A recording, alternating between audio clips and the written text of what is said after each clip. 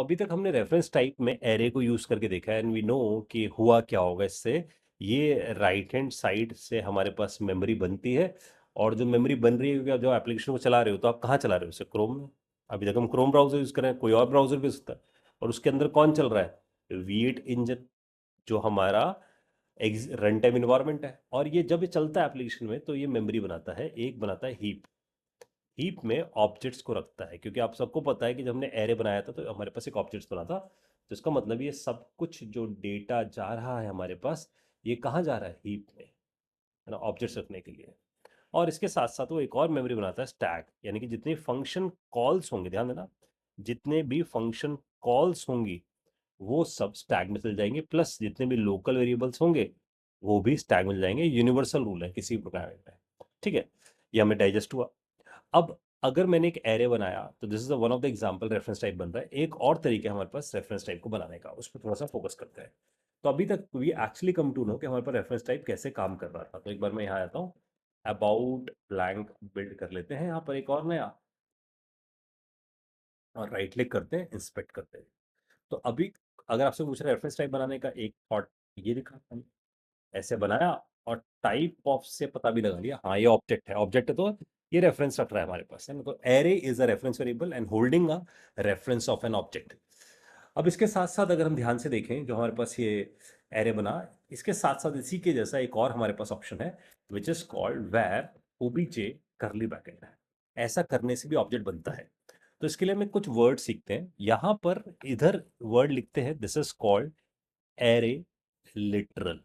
तो this is called array literal. देखो, literal जब भी वर्ड यूज करूं, जैसे मैंने आपको बोला वेर x10, एक्स में 10 डाला है यहाँ पर, तो यहां मैं बोलूंगा इस एक्सप्रेशन को, this is called number literal. ये नंबर लिटरल है, ठीक है। अगर मैं लिखूंगा var y equal to Amit, तो इसे मैं क्या बोलूंगा? इसे मैं नाम दूंगा, this is called string literal. इसे आप किस नाम से बुलाओ? स्ट्रिंग लिटरल के नाम से, ठीक है।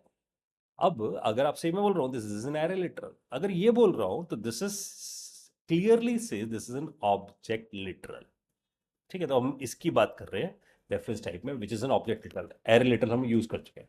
तो ऑब्जेक्ट लिटरल देखो क्या बोलता है, वो कहता है कि अगर आपको कोई डेटा की वैल्यू पेयर में रखना है तो आप किसे यूज करो? ऑब्जेक्ट को। जैसे एग्जांपल लो, मान लो मैं तुमसे बोलता हूँ कि मेरे पास ना फोन नंबर्स है, और ये मेरे कुछ फ्रेंड्स के फोन नंबर हैं, ऐसे करके मान लेते हैं।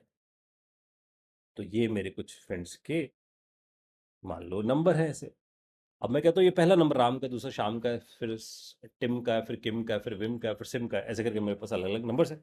अब प्रॉब्लम ये है कि मैं कैसे याद रखूंगा कि पहला नंबर किसका, दूसरा नंबर किसका, तीसरा नंबर किसका? अगर सपोज ये फ्रेंड के नंबर 50 या 60 होते तो I can not remember it, क्योंकि एरे में मेरे पास इंडेक्स पे से सब चीज़ एक्सेस होती है, तो मैं नहीं याद रख के आ पा सकता। इसीलिए मैं की वैल्यू पेयर पे जाता हूँ, यानी कि मैं इसी को इस तरीके से अगर लिखता, फोन्स, और यहाँ करली ब्रैकेट लगाता हूँ, और यहाँ लिखता राम और फिर फोन नंबर, और फिर मैं लिखता शाम, और फिर लिखता फोन नंबर, और फिर लिखता टिम, और फिर लिखता इसका फोन नंबर। तो अगर मैंने ऐसा लिखा, दिस इज गाइस कॉल्ड की value pair. So this is a की, राम इज अ की, और कॉलन के बाद जो है this is the value. The same thing is here, it's a key, this the value, this is the key, and this is the value. तो इसका मतलब ये करली ब्रैकेट वाले सिंटैक्स से अपने पास की वैल्यू पेयर में डेटा को मेंटेन करता है।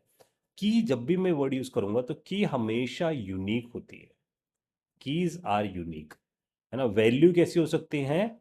Might be, I am using a word called might be duplicate. तो वो डुप्लीकेट हो सकती है आपके पास, आप उन्हें डुप्लीकेट बिल्ड कर सकते हो। I hope this make sense to all of you.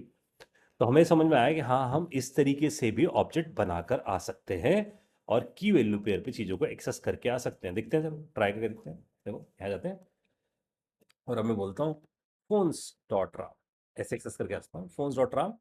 अगर सपोज मैं एरे वाले स्टाइल में एक्सेस करता, एरे में जीरो लिखते थे, जीरो इंडेक्स आता था, मैं ऐसे भी एक्सेस करके आ सकता हूँ फोन्स ऑफ राम, और सीधा राम के फोन नंबर वाली वैल्यू पे जाऊंगा। तो थॉट प्रोसेस ये हुआ कि हम ऑब्जेक्ट क्रिएट कर रहे हैं, और आप यहां चेक कर सकते हो, it's a type of phones is an object. तो ये हमारे पास क्या है? एक ऑब्जेक्ट है। तो इट मीन्स रेफरेंस टाइप बनाने के अब दो तरीके हुए आपके पास। तो अगर हम बात करें रेफरेंस टाइप बनाने का, एक तरीका है ये वाला सिंटैक्स, एरे वाला सिंटैक्स। इसको इसको एक नाम देते हैं बॉक्स सिंटैक्स। तो ये बॉक्स सिंटैक्स है क्योंकि इसमें ऐसे बॉक्स के अंदर डेटा रखते हैं, स्क्वायर ब्रैकेट के अंदर रखते हैं। तो एक और तरीका हमें दिखता है, दैट इज कॉल्ड, जिसमें लिखा var OBJ equals to curly bracket. ये करली ब्रैकेट वाला सिंटैक्स है, this is called object literal. इससे भी आपके पास एक ऑब्जेक्ट बन रहा है मेमोरी में, लेकिन वो ऑब्जेक्ट जब मेमोरी में आपके पास क्रिएट होता है तो उसके अंदर की एंड वैल्यू पेयर में डेटा है। उसका भी ऑफ कोर्स कोई एड्रेस है, मान लो 2K है, और ओबीजे के पास क्या आ गया है, ओबीजे के पास 2K आ गया है, ताकि वो इसे पॉइंट करके आ सके। Right, so we have understand there are two ways to reference type. One is the array and one is the object literal.